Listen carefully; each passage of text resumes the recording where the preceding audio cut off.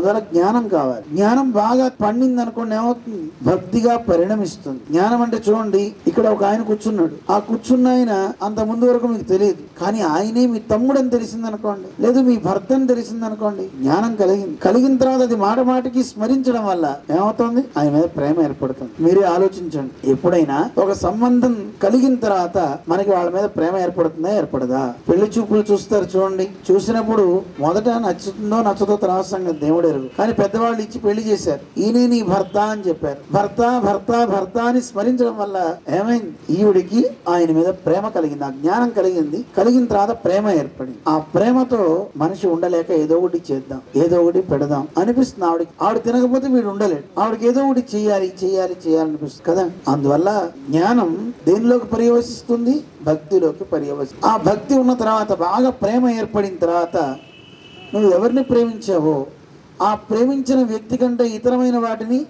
చూడబుద్ధి కాదు. మీకు బాగా ఇష్టమైన పదార్థం ఒకటి ఉందనుకోండి, మిగతా ఎన్ని పదార్థాలు పక్కనున్నా వాటిని చూడరు. మనకి ఇష్టమైన దాని మీదకే వెళ్తుంది, దాన్నే తీసుకుంటుంది అనమాట. మిగతా వాటి జోలికి వెళ్ళట్లేదు అంటే దానికి పేరు వైరాగ్యము అంటారు.